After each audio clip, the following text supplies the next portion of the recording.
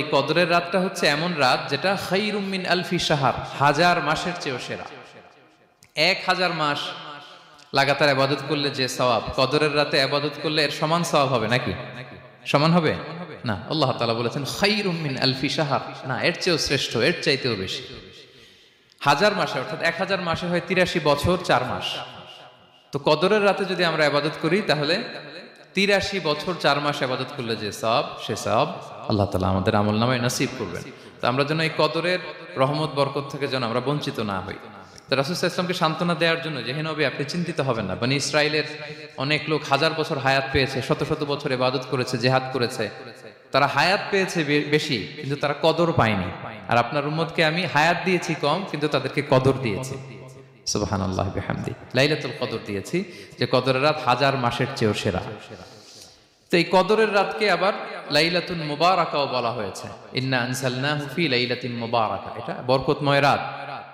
ফিহা ইউফরাকু কুল্লু আমরিন হাকিম, সব বিজ্ঞচিত প্রাজ্ঞচিত বিষয়ের ফয়সালা হয়। এটা বেসিক্যালি একটা বাজেট রাত বলা যায়। এ রাতে আগামী 1 বছরে আমাদের কি ঘটবে না ঘটবে আল্লাহ তাআলা এটার বাজেট করেন, এটাকে রিভাইজ করেন। সো এই রাতটা অনেক গুরুত্বপূর্ণ। তো এই কদরের রাত এটা কবে, এটা স্পেসিফিক ছিল, মানে সুনির্দিষ্ট ছিল। রাসূল সাল্লাল্লাহু আলাইহি ওয়াসাল্লাম আমাদেরকে জানাতে চেয়েছিলেন কবে, কিন্তু রাসূল সাল্লাল্লাহু আলাইহি ওয়াসাল্লাম জানাতে পারেননি। সহিহ বুখারীতে এসেছে যে রাসূল সাল্লাল্লাহু আলাইহি ওয়াসাল্লাম খারাজান নবী সাল্লাল্লাহু আলাইহি ওয়াসাল্লাম লিয়ুখবিরানা বিলাইলাতিল কদর। উবাদা ইবনে সামিত রাদিয়াল্লাহু তাআলা আনহু বলেন, রাসূল সাল্লাল্লাহু আলাইহি ওয়াসাল্লাম আমাদেরকে জানাতে বের হয়েছিলেন যে কবে কদরের রাতটা। ফাতালাহা রাজুলান মিনাল মুসলিমিন, হঠাৎ মুসলমানদের মধ্যে থেকে দুইজন ঝগড়া লাগলো, তর্ক লাগলো আর কি। রাসূল সাল্লাল্লাহু আলাইহি ওয়াসাল্লাম হঠাৎ করে ওই ঝগড়ার দিকে খেয়াল করলেন, ওইদিকে খেয়াল করে ওই তারিখটার কথা তিনি ভুলে গেলেন। ফারুফিআত, রাসূল সাল্লাল্লাহু আলাইহি ওয়াসাল্লাম বললেন আমার হৃদয় থেকে, অন্তঃকরণ থেকে এটাকে উঠিয়ে নেওয়া হলো। এখন আমি মনেই করতে পারছি না এটা কি 23 না 25 না 27 না 29, আমি মনে করতে পারছি না। এজন্য রাসূল সাল্লাল্লাহু আলাইহি ওয়াসাল্লাম বলেছেন যে তবে আমি এতটুকু মনে করতে পারছি, ফালতামিসুহা ফিল আশরিল আওয়াখিরি ফিল বিত্রি, রমাদানের শেষ দশকের বেজর রাত্রিগুলোতে তোমরা কদর তালাশ করো। বেজর রাতে যদি তোমরা কদর তালাশ করো তাহলে এই কদর সুনিশ্চিতভাবে তোমরা পাবে। তো এই জন্য স্কলাররা সবসময় বলেন যে লাস্ট 10 days অফ রমাদান খুব গুরুত্বপূর্ণ, সবচাইতে the cream time of Ramadan. I repeat, এটা রমাদানের একেবারে মাহেন্দ্রক্ষণ। এই 10 দিনের যে কোনো 10 রাতের যে কোনো রাত কদর হয়ে যেতে পারে, বিশেষ করে অড নাইটস গুলো 21, 23, 25, 27 এবং 29, যে কোনো দিন হয়ে যেতে পারে কদর। সো বুদ্ধিমানের কাজ হচ্ছে আমরা যেন রমাদানের শেষ 10 রাতে লাগাতার একইভাবে একই স্পিডে আমরা যেন ইবাদত করি। কোন রাতে বেশি করলাম, হয়তো 27-এর রাতে আমি খুব ভাব গাম্ভীর্য নিয়ে, খুব আবেগ নিয়ে ইবাদত করলাম, কিন্তু হয়ে যেতে পারে যে এবছর কদর ছিল 25-এর রাত, হতে পারে না? পারে। তো আমরা তো মিস করে ফেললাম। তো আমরা যেন মিস না করি, বুদ্ধিমানের কাজ হবে সমান তালে ইবাদত করা। এবং এটা এত গুরুত্বপূর্ণ, রাসূল সাল্লাল্লাহু আলাইহি ওয়াসাল্লাম এত এমফাসাইজ করে কোন রাতের কথা বলেনি। আরবি মাস অনুযায়ী 354টা রাতের মধ্যে সবচাইতে শ্রেষ্ঠ রাত, সবচাইতে শ্রেষ্ঠ রাত সূর্য ডোবার পর থেকে হাত্তা মাতলাইল ফাজর, ফজরের সূচনা লগ্ন পর্যন্ত শান্তিময় এ রাত, বরকতের এ রাত। রাসূল সাল্লাল্লাহু আলাইহি ওয়াসাল্লাম বলেছেন মান হুরিমা খায়রাহা ফাকাদ হুরিম, যে কদরের বরকত থেকে, খায়ের থেকে বঞ্চিত হলো সে আসলেই বঞ্চিত। হি ইজ দ্য লুজার, সে হতভাগা, সে পোড়া কপাল, সে বঞ্চিত। মান হুরিমা খায়রাহা ফাকাদ হুরিম, যে কদর পেল না সে হতভাগা। এখন আমরা কি হতভাগা হতে চাই? আমরা তো শুরুতে অনেক হোপফুল ছিলাম, এত এত ব্লেসিংস, এত এত বরকত, রহমতের ফলগুধারায় আমরা প্লাবিত হচ্ছি রমাদানে। তা আমরা তো হতভাগা হতে চাই না। তা আমরা যেন এই শেষ 10 দিন এক তালে আন্তরিকতার সাথে ঈমান ও ইহতিসাবা আমরা যেন ইবাদত করি। সম্মানিত ভাই এবং বোনেরা, তাহলে আমরা সৌভাগ্যশীলদের অন্তর্ভুক্ত হতে চাই, হতভাগা হতে চাই না। আমরা এবার একটু শুনবো যে রাসূলুল্লাহ সাল্লাল্লাহু আলাইহি ওয়াসাল্লাম কদরের রাতগুলোতে কি কি ইবাদত করতেন। আমি খুঁজে 5টা আমলের কথা পেয়েছি বিশেষভাবে, কমন যে আমলগুলো সেগুলো তো ছিলই, বিশেষভাবে 5টা কাজ রাসূল সাল্লাল্লাহু আলাইহি ওয়াসাল্লাম এই কদরের রাতে করতেন।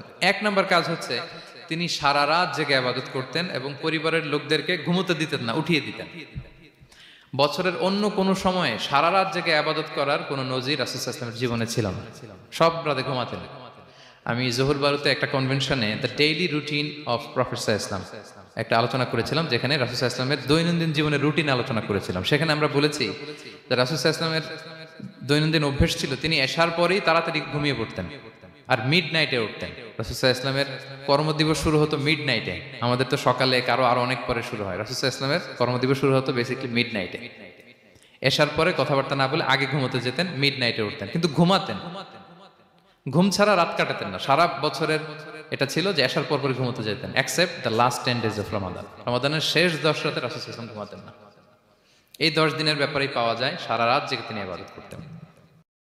আম্মা জান আয়েশা রাদিয়াল্লাহু তাআলা আনহা বলেন, ইযা দাখালাল আশরু আহিয়াল লাইলা ওয়া আইকাযা আহলা ওয়া জাদ্দা ওয়া শাদ্দাল মিজার। রমাদানের শেষ দশক যখন আসতো, রাসূল সাল্লাল্লাহু আলাইহি ওয়াসাল্লাম সারা রাত জেগে ইবাদত করতেন। পরিবারের সদস্যদেরকে জাগিয়ে তুলতেন, স্ত্রীদের ঘুমাতে দিতেন না, জাগিয়ে তুলতেন। ফাতেমা রাদিয়াল্লাহু তাআলা আনহার ঘর পাশেই ছিল, তাদেরকে যে জাগাতেন এবং নিজে সারা রাত ইবাদত করতেনই। জাদ্দা ওয়া শাদ্দাল মিজার, খুবই বলিষ্ঠ ভাবে, খুব মজবুত ভাবে কোমরে গামছা বেঁধে নামার একটা এক্সপ্রেশন এখানে দেয়া হয়েছে। মিজার, ইজহার মানে হচ্ছে বাংলা করলে হয় লুঙ্গি। লুঙ্গি আমরা যখন খুব শক্ত কোনো কাজ করতে যাই তখন তারা কি করে, খুব টাইট করে লুঙ্গিটা বাঁধে। তার মানে বোঝানো হচ্ছে রাসূল সাল্লাল্লাহু আলাইহি ওয়াসাল্লাম কোমরে ভালো করে লুঙ্গি বেঁধে বা গামছা বেঁধে আটকাট বেঁধে নামতেন শেষ 10 দিনের জন্য। এই সময় তিনি মানে কাউকে কেমন যেন চিনতেন না, সবসময় ইবাদতে মগ্ন থাকতেন।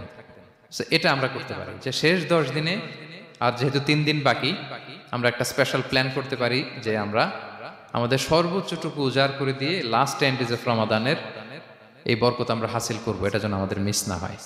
তাহলে এটা আমরা একটা পেলাম। 2 নাম্বার হচ্ছে ইতিকাফ করা।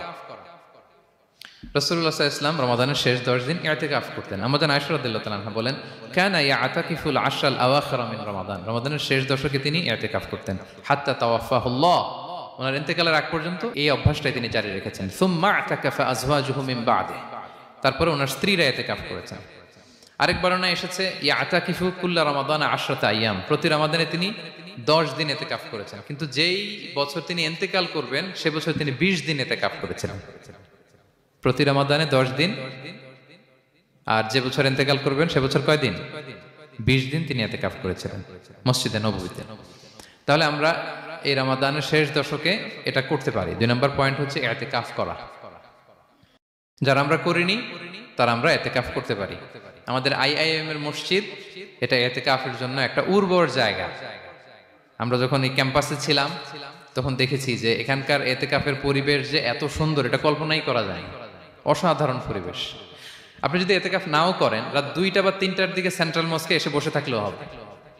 রাত 2টা 3টার দিকে এসে বসে থাকলে দেখবেন যে কেউ সেজদায় পড়ে কান্না করতেছে, কেউ হালাকা করতেছে, কেউ তাসবিহ পড়তেছে, কেউ কোরআন তেলাওয়াত করতেছে। মানে এত সুন্দর পরিবেশ, ওটা দেখলেই আপনার ইবাদত করতে মন চাইবে। তো আমরা যেন ইতিকাফ করার চেষ্টা করি। ইতিকাফ করতে না পারলে শেষ দশকের রাতগুলো যেন মসজিদে কাটানোর চেষ্টা করি, তা না পারলেও বাসায় যেন এই রাতগুলো আমরা মিস না করি। বিশেষ করে সেন্ট্রাল মস্কে তো অসাধারণ পরিবেশ, এটা হাইলি রেকমেন্ডেড। ইফ পসিবল আপনারা আসবেন, এখানে ইবাদতের চমৎকার পরিবেশ থাকে। 3 নাম্বার হচ্ছে রাসূল সাল্লাল্লাহু আলাইহি ওয়াসাল্লাম এবং জিবরাইল আলাইহিস সালাম যৌথভাবে কোরআন রিভিশন করতেন। খুব ইন্টারেস্টিং। সারা বছর যেটা নাজিল হতো, রমাদানে জিবরাইল আলাইহিস সালাম রাসূল সাল্লাল্লাহু আলাইহি ওয়াসাল্লামকে শোনাতেন, রাসূল সাল্লাল্লাহু আলাইহি ওয়াসাল্লাম আবার জিবরাইল আলাইহিস সালামকে শোনাতেন। সহিহ বুখারীর বর্ণনা, কানা জিবরিলু ইয়ালকাহু ফি কুল্লি লাইলাতিন মিন রমাদান ফায়ুদারিসুহুল কুরআন। প্রতি রমাদানের প্রতি রাতে এসে রাসূল সাল্লাল্লাহু আলাইহি ওয়াসাল্লামের সাথে কোরআন মুদারাসা করতেন। সহিহ মুসলিমের বর্ণনায়, আন্না জিবরিল কানা ইউআরিদুহু বিল কুরআন কুল্লা আমিন মাররা। প্রতি বছর রমাদানে একবার শোনাতেন বা শুনিয়েছেন। যে বছর তিনি ইন্তেকাল করবেন তিনি 2 বার শুনিয়েছিলেন। আরাদা ইউআরিদু, মানে এটা ফ্রম বোথ সাইড। আরবি শব্দটা এমন যে জিবরাইল আলাইহিস সালাম শোনাতেন, এরপর রাসূল সাল্লাল্লাহু আলাইহি ওয়াসাল্লাম জিবরাইল আলাইহিস সালামকে শোনাতেন। কোরআন রিভিশন করা। তো এই শেষ দশকের রাতগুলোতে আমরা যেন বেশি বেশি কোরআন পড়ি। কোরআন তেলাওয়াত, কোরআনিক রিসাইটেশন হতে পারে, কোরআনের অর্থ পড়া হতে পারে, তাদাব্বুরে কোরআন হতে পারে, কোরআনের হালাকায় জয়েন করা হতে পারে। ইন ইটস এনি ফর্ম আমরা যেন কোরআনের সাথে অ্যাটাচমেন্টটা বাড়াই লাস্ট 10 days অফ রমাদানে। 4 নাম্বার কিয়ামুল লাইল করা। রাসূল সাল্লাল্লাহু আলাইহি ওয়াসাল্লাম কিয়ামুল লাইল করতেন এবং কিয়ামুল লাইল শব্দটাকে রাসূল সাল্লাল্লাহু আলাইহি ওয়াসাল্লাম কদরের সাথে জুড়ে দিয়েছেন। সহিহ বুখারীর বর্ণনায় তিনি বলেছেন, মান কামা লাইলাতাল কদরি ঈমানা ওয়া ইহতিসাবা গুফিরা লাহু মা তাকাদ্দামা মিন যামবি। কদরের রাতে যে কিয়ামুল লাইল করে বিশ্বাস নিয়ে এবং নাজাতের প্রত্যাশা নিয়ে, তার পূর্বের সমস্ত গুনাহ আল্লাহ তাআলা ক্ষমা করে দিবেন। তাহলে কিয়ামুল লাইলটা রাসূল সাল্লাল্লাহু আলাইহি ওয়াসাল্লাম বিশেষভাবে কদরের রাতের সাথে সম্পৃক্ত করেছেন। আমরা যেন প্রতি রাতে কিয়ামুল লাইল করি, লম্বা সময় যেন দাঁড়িয়ে থাকি, লম্বা সময় কোরআনিক রেসাইটেশন করি দাঁড়িয়ে থেকে, লম্বা সময় রুকু, লম্বা সময় সিজদা, স্পেশালি সিজদা। আখরাবু মা ইয়াকুনুল আবদু মির রাব্বিহি ওয়া হুয়া সাজিদ ফাআকসিরু ফিহি দুআ।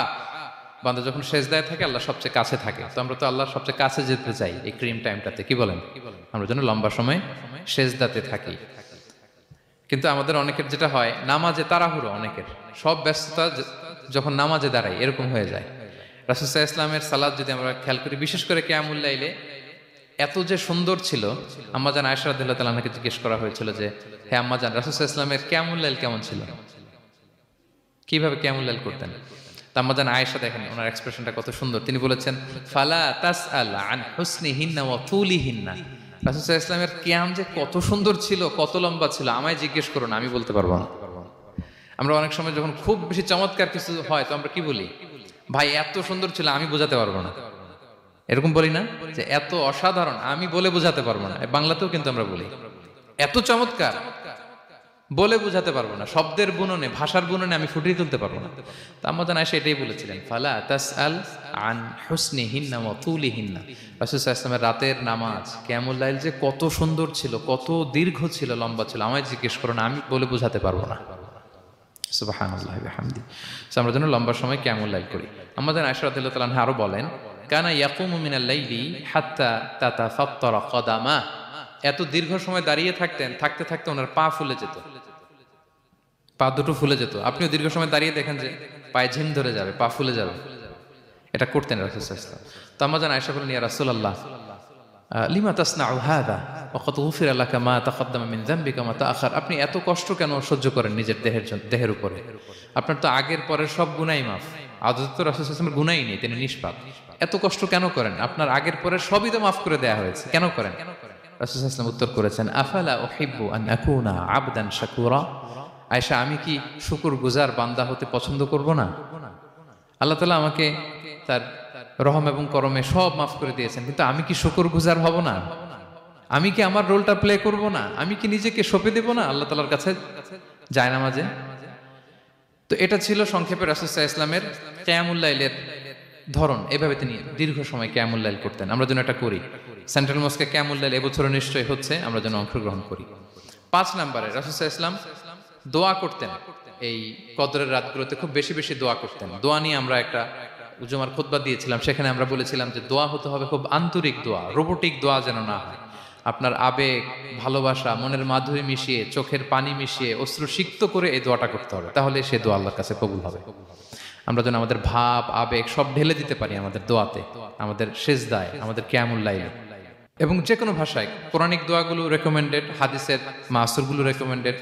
তাছাড়া আপনার নিজের ভাষায় আপনার কি চাওয়া, আপনার কি আকাঙ্ক্ষা, আপনার মনের কষ্ট, যাতনা সবকিছু আপনি আল্লাহ তাআলার কাছে পেশ করুন। এবং আম্মাজান আয়েশা জিজ্ঞেস করেছিলেন ইয়া রাসূলুল্লাহ, আমি যদি কদর পেয়ে যাই আমি কি বলবো এ রাতে? মা আদউ, কি দোয়া করব? রাসূল সাল্লাল্লাহু আলাইহি ওয়াসাল্লাম বললেন তাকুলিন, আয়েশা তুমি বলবে আল্লাহুম্মা ইন্নাকা আফুউন তুহিব্বুল আফওয়া ফাআফু আন্নি। আয়েশা তুমি যদি কদরের রাত পেয়ে যাও এটা বলবে, হে আল্লাহ আপনি ক্ষমাশীল, আল্লাহ আপনি ক্ষমাকে পছন্দ করেন, আল্লাহ তাই আপনি আমায় ক্ষমা করেন।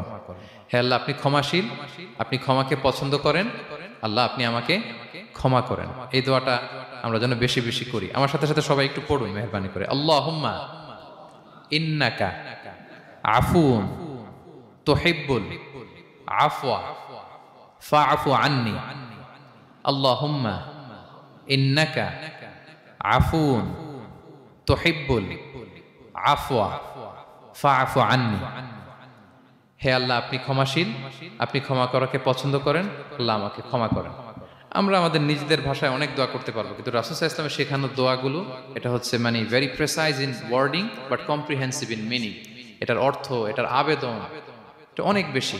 আমি অনেক 10টা-20টা বাক্য বলে এত সুন্দর কথা মিলাতে পারবো না। রাসূল সাল্লাল্লাহু আলাইহি ওয়াসাল্লাম যেটা শিখিয়ে দিয়েছেন, আগে আল্লাহর প্রশংসা করলাম, আল্লাহ আপনি ক্ষমাশীল, আবারও প্রশংসা, আল্লাহ আপনি তো ক্ষমা করাকে পছন্দ করেন। যেটা আপনি পছন্দ করেন না ওইটা তো চাচ্ছি না, যেটা আপনার পছন্দ, যেটা আপনি করতে ভালোবাসেন, গাফিরিয যামবি ওয়া কাবিলিত তাওব, আপনি ক্ষমা করাকে পছন্দ করেন, তওবা কবুলকে আপনি পছন্দ করেন, তো সেটাই তো চাচ্ছি আপনার কাছে, আপনি আমার তওবা কবুল করুন, আল্লাহ আপনি আমাকে ক্ষমা করুন।